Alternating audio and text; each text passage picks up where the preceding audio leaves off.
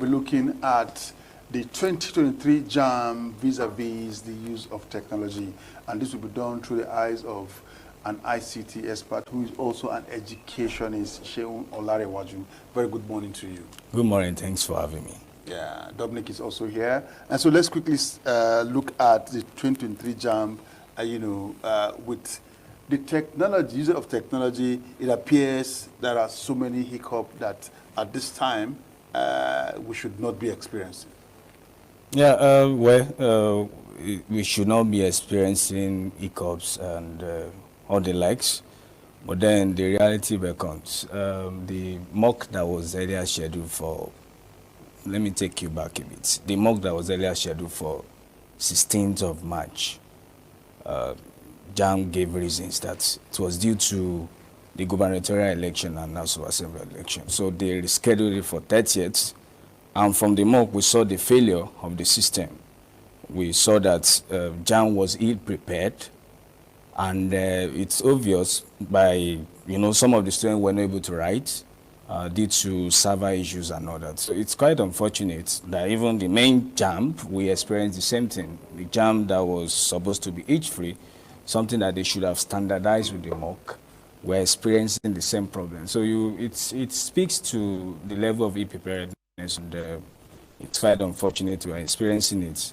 You expect that JAMB started in 1978 thereabouts. This 45-year-old person should not be crawling again, but it's quite unfortunate.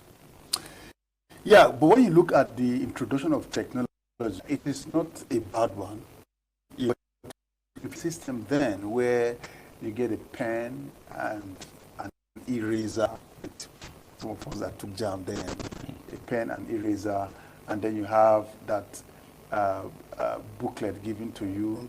I you just understand. stick the one that I okay with them. yeah. So now, if you look at that system and what we have now, which should one you think is better?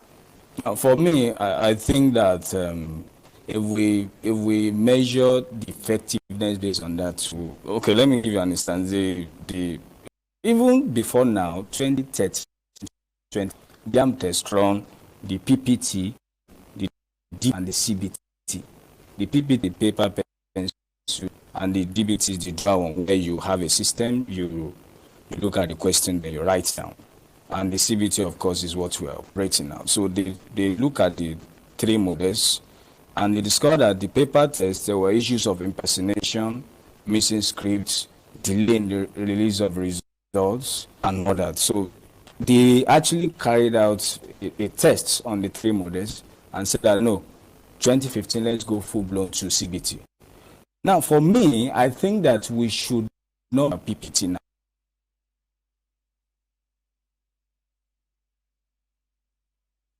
Computers.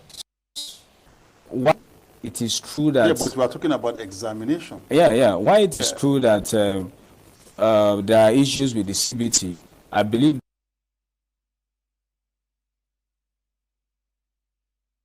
paper model, we're going to incur additional costs. Number two, the effectiveness and the it's not that effective as CBT, and the turnover. You understand? Well, there are research about that CBT better than PPT, but there are certain things we are not getting right yet, which we can actually get right with commitment. The last time you were here, when just immediately after the mock exercise, and you raised some concern, and what we were expecting is that now that the exams have been on, if there are improvements from the previous mock exams, so what are your observations now? Because we've had concern from parents who say they get to these centers, spend hours waiting. Sometimes they might even tell you, look, we are going to take between 1 to 50. The rest of you have to go and come back the next day. And it became so chaotic at some of these centers. Now, going forward from where your assessment of the last time, what's the situation now? Now, the situation is that, let me tell you what happened during, in the process of writing this exam. Number one, we discovered that JAMB, their server, they introduced a new software, which they also used during the mock. Now, for the main exam, JAMB never emphasized that the capacity of the server, they supplied a Core i5 server. It was the first day of the exam, that was Tuesday, last week, April 25th, that they discovered that the software they deployed, the capacity, the Core i5, cannot take 250 systems at a go. It was at the process of writing the exam that they discovered, and they now advise CBT centers the second day to reduce the capacity of test takers, the people taking tests. So instead of 250 at a go, they said, okay, on Wednesday, they said, they advised that people should take, CBT centers should take maybe 150. On Wednesday, they say advised, also on Thursday, they advised that they should take 170. So it boils down, it speaks to the level of, if I keep saying it, because these are things they should have standardized during mock. Any project you want to undertake in, you must have objective. JAMB is saddled with the objective to, number one, make the students familiar with the what? With it. But two, to even test their level of preparedness, which, you know, they actually, some people write mock, they postpone it and they roll it again. So if they are written again, then they should have their problems. And from there, standardize their capacity and make the main JAMB work. So basically, their server was in this current exam. Instead of deploying a Core i7, where they deploy a Core i7, the systems work perfectly. It even took go. And I even discovered from my assessment that those having issues are usually those within the North Central Zone. So they deployed a low configuration systems and server. So what would have been the best solution for things like this kind of situation? You're talking about Core i5. What would have been the best option? So the best option would have been to deploy that is a laptop that is server enabled, where maybe 100 connect you see make this thing work. The issue should be resolved with JAMB. Parents just want their children, or students just want to write exam. What the challenges are, go and sort it out. If there are challenges and somebody comes to the center, you tell him, no, you cannot right now, go and come. Now, whose cost? Now, and then you're also looking whereby somebody who is resident in Kaduna has never left Kaduna. You are telling him, go and write your exam in Edo. I mean, there are things that, I mean, these are called unnecessary. Actually, to be fair with JAMB, they've been able to resolve that. This is taking people from one state to another. To resolve that. The main issue is with the examination itself. Like, okay, you're talking about rural areas. Some of them don't have experience of computers. Yes. They don't have, in fact, one of the reasons why students are delayed during the JAMB proper is that the CBT technical officials take their time to even educate the students on how to use these computers.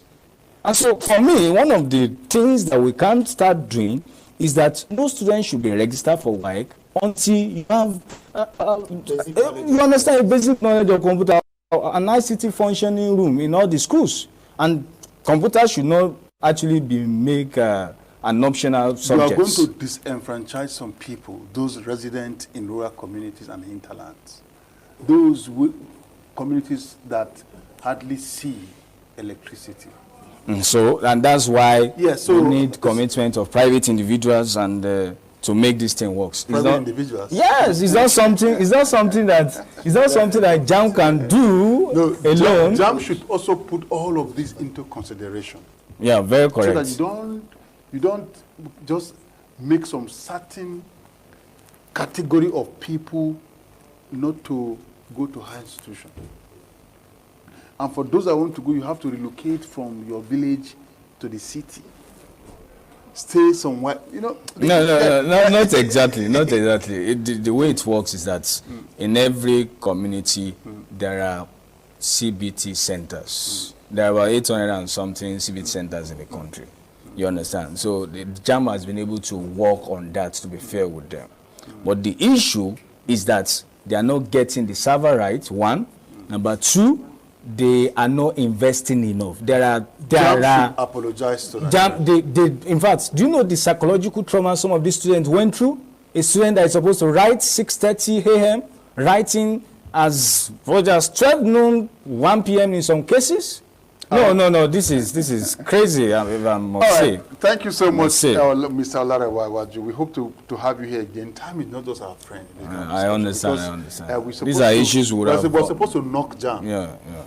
No, they are not doing enough. They are not doing enough. And there is and may I use this opportunity to appeal to JAMB that students that have not been rescheduled for this exam, they should do so. They should do so. Thank you so much, Dominic. Well, this is where we wrap up the program for today. Enjoy to join us again same time tomorrow, 7 a.m. from our Benin and our Abuja network. Promises to be the bomb if you keep tuned to ITV tomorrow morning.